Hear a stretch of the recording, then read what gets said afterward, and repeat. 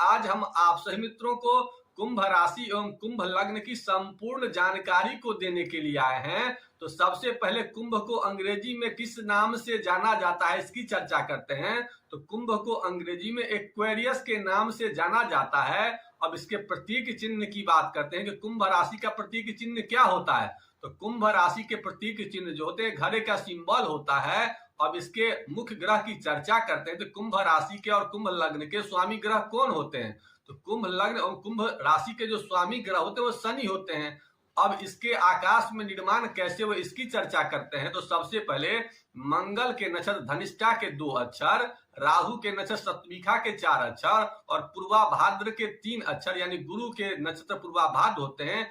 इन 9 अक्षरों से इस राशि का निर्माण हुआ।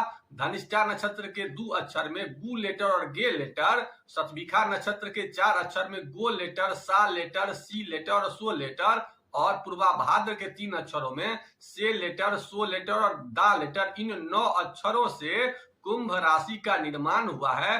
अब इसके राशिवर संख्या की बात करते हैं। तो ये 11वीं राशि होती है, जिसके कारण इसका जो अधिकार क्षेत्र होता है वो आपका घुटना के नीचे पिंडली का जो स्थान होता है इसका अधिकार क्षेत्र में आते हैं। अब इसके तत्व की चर्चा करते हैं कि कुंभ राशि का तत्व विशेषता किस तत्व के होते हैं। तो ये कहा जा सकता है कि वायु तत्व के ऐसे लोग विशेष रूप से होते हैं और स्थिर संज्ञक ऐसे लोग होते हैं और उष्ण स्वभाव के होते हैं। और जाति में अगर देखा जाए तो शूद्र जाति के होते हैं और पुरुष स्त्री में से पुरुष की संज्ञा दी गई है।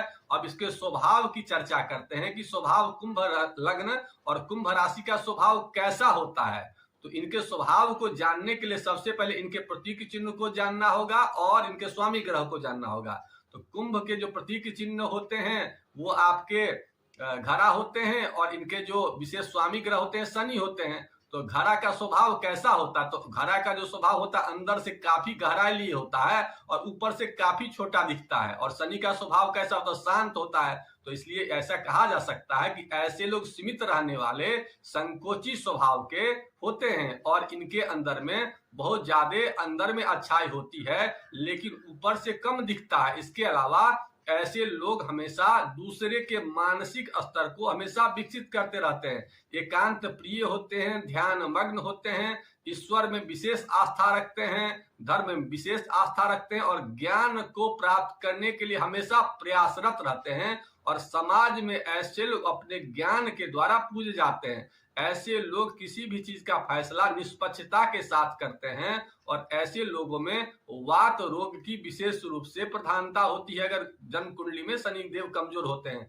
ऐसे लोग दार्शनिक विचारधारा के होते हैं और भिन्न भिन्न विषयों की जानकारी लेते हैं और ऐसे लोग नई जगहों पर जाकर के बहुत अच्छा महसूस करते हैं। इस प्रकार के नेचर विशेषता पाए जाते हैं। तो शनि का जो नेचर होता है शांत सौम्य वाला और विशेषता इनके जो प्रतीक चिन्ह होते हैं घड़ा वाला, इन 2 चीजों के हिसाब से इनके नेचर होते हैं। तो इनकी जानकारी को लेने के बाद अब यह जानकारी लेते हैं कि शनि के लिए जो सबसे अच्छा ग्रह होता है वो कौन होता है। तो शनि का जो अपना ग्रह होता है वो तो होता ही है, लगने से इसका 11 नंबर, इसलिए इसका स्वामी ग्रह शनि हुआ।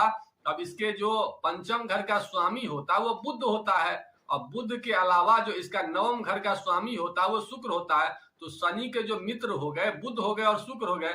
जन्म कुंडली में जितना ज्यादा शनि बुध शुक्र मजबूत होगा उतना कुंभ लग्न वाले और कुंभ राशि वाले विशेष तरक्की करेंगे। अब यह चर्चा करते हैं कि कुंभ लग्न और कुंभ राशि वालों के लिए धन कारक ग्रह कौन होता है। तो इनके जन्म कुंडली में द्वितीय स्थान में 12 नंबर लिखा होता है। तो 12 नंबर का स्वामी गुरु होता है। तो गुरु जन्म कुंडली में जितना मजबूत होगा उतना ऐसे लोग धनपति होंगे। और इनका 9 नंबर लिखा रहता है एकादश स्थान में। तो एकादश स्थान और द्वितीय स्थान दोनों का स्वामी गुरु होता है। तो गुरु इनके जन्म कुंडली में जितना मजबूत होगा उतना बैंक बैलेंस भी अच्छा होगा, धन भी खूब कमाएंगे। इसके अलावा इनके सुख कारक ग्रह जो होते हैं वो शुक्र होते हैं जो 2 नंबर चतुर्थ स्थान में लिखा होता है। तो शुक्र जितना मजबूत होगा उतना ऐसे लोग भाग्यशाली भी होंगे, क्योंकि भाग्य कारक ग्रह भी इनका शुक्र ही है। 7 नंबर 9वें स्थान में लिखा रहता है। तो शुक्र को मजबूत करने से इनका की प्लैनेट कहा जा सकता है कि शुक्र ही होता है।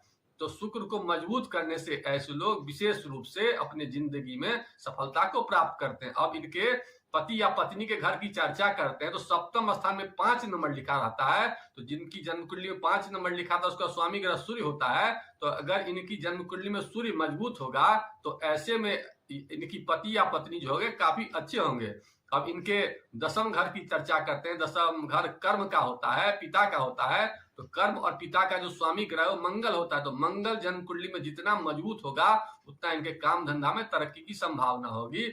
अब यह चर्चा करते हैं कि अगर जन्म कुंडली में ये सब ग्रह कमजोर हो तो इसका क्या उपचार करना चाहिए, तो इसकी भी चर्चा कर देते हैं। लेकिन चर्चा करने से पहले आप लोगों से एक नम्र निवेदन करना चाहूंगा कि अगर आप लोगों ने अब तक हमारे चैनल को सब्सक्राइब नहीं किया है तो कर लीजिए, और साथ ही साथ अगर आप लोग अपनी जन्म कुंडली का विश्लेषण करवाना चाहते हैं या ज्योतिष का शिक्षण चाहते हैं तो नीचे दिए नंबर पर संपर्क करके उस जानकारी को प्राप्त कर सकते हैं। अब यह चर्चा करते हैं कि ऐसा क्या करें कि कुंभ लग्न एवं कुंभ राशि के लोग विशेष रूप से अपने जिंदगी में तरक्की करें। तो इनका जो मुख्य ग्रह होता है शनि होता है। तो शनि को सबसे पहले मजबूत करना चाहिए, और इनके जो इष्ट देव होते हैं गणपति होते हैं। तो गणपति को हमेशा मानसिक रूप से प्रसन्न करने का प्रयास करना चाहिए, जिसके लिए उन्हें ओम बुम बुद्धाय नमः स्वाहा या ओम गंग गणपत्ये नमः स्वाहा इस मंत्र का सदैव मानसिक रूप से जप करते रहना चाहिए। इसके अलावा मुख्य ग्रह को मजबूत करने के लिए देर रात नहीं जागना चाहिए। आयरन एलिमेंट की खूब बढ़िया से अपने शरीर में आपूर्ति करवानी चाहिए। इसके अलावा नौकर चाकर से मधुर संबंध रखना चाहिए। नशा खुद नहीं करना चाहिए। नशा करने वाले व्यक्तियों से दूर रहना चाहिए। अगर शनि जन्म कुंडली में खराब हो तो ऐसे में काला रंग से, उड़द के सामानों से, चमड़ा के सामानों से दूर रहना चाहिए। ये सब चीज करेंगे तो देखेंगे तुरंत ही इनके शनि अच्छे होने लगेंगे। इसके अलावा भाग्य को मजबूत करने के लिए इन्हें विशेषतः शुक्र को मजबूत करना होगा। तो अपने जिंदगी में जितना साफ सफाई रखेंगे, जितना अनुशासन में रहेंगे, उतना इनका शुक्र अच्छा होगा। और अगर कर्म भाव काम धंधा में अगर समस्या हो तो ऐसे में ऐसे लोगों को फिजिकल एक्टिविटीज करना चाहिए और मंगल की खूब सेवा करना चाहिए। लेबर टाइप के व्यक्तियों को खूब सेवा करना। अगर वैवाहिक समस्या ऐसे लोगों को हो तो ऐसे लोगों में विशेषतः एक चीज हमेशा ध्यान रखना चाहिए कुंभ लग्न और कुंभ राशि वालों के लिए, कि हमेशा नित्य दिन सूर्योदय से पहले उठने का प्रयास करना चाहिए। और भगवान सूर्य को अर्घ तो नहीं देना चाहिए लेकिन दर्शन जरूर करना चाहिए। इसके अलावा अगर इनके सुख में अगर कमी हो तो 2 नंबर लिखा होता है। तो इसलिए शुक्र को मजबूत करिए। अपनी अगर पत्नी है या सुंदर स्त्री उसका विशेष रूप से सम्मान कीजिए। और विशेषतः अगर किसी प्रकार की कोई समस्या हो तो भगवान गणपति के शरण में जाइए और उन्हें दुर्गा घास जो है ना विशेष रूप से चढ़ाए। दुर्वा घास चढ़ाने से भगवान गणपति विशेष रूप से प्रसन्न होते हैं। ये सब उपाय जब ही आप करने लगेंगे तो कुंभ लग्न और कुंभ राशि के लोग अपने जिंदगी में आनंद की प्राप्ति को प्राप्त करने लगेंगे। उपाय साधारण होता है लेकिन कंटिन्यूएशन में करेंगे तब आपको दिखेंगे।